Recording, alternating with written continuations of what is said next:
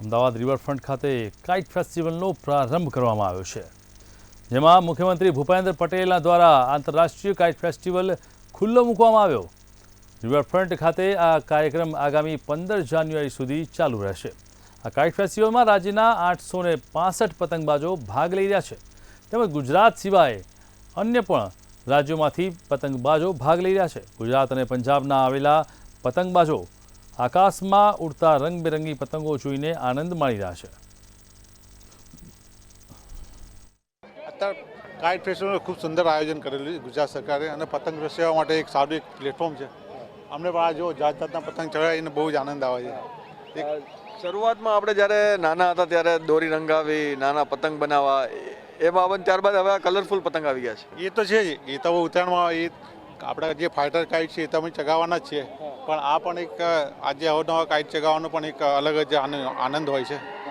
बहुत हमें एंजॉय करे राम महोत्सव जो हम मनाने लगे हैं पूरे देश भर में, तो हमने उसके रिगार्डिंग भी कुछ काइट्स बनाई हुई हैं, जिसमें सीताराम जी की काइट बनाई है।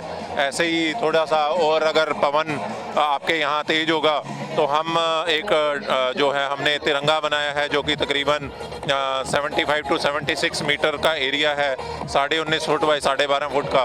तो हम ये चाहते हैं कि हमारा देश जो है आगे बढ़ता रहे और हम सबसे आगे हों, सबसे आगे हैं हिंदुस्तानी।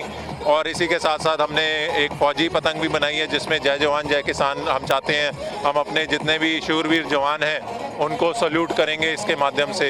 और काइट तो बहुत हैं, बस ये है कि पवन हमारा साथ देती रहे। और ઠક્કર સાહેબ, એ જણાવશો, આ એક તો ફિરકો ને 35 વર્ષ, કેટલી જે તમારી આ સફર રહી છે પતંગ સાથેની? અત્યારે મારી એજ છે 69, અને પહેલેથી નાનપણથી જ મને પતંગનો ખૂબ શોખ। હું ખાડિયાનો રહેવાસી, અને અમારા બધા ઘરના સભ્યોનો ખૂબ સાથ છે મને, જેને કારણે હું આ પતંગનો શોખ ડેવલપ કરી શક્યો છું।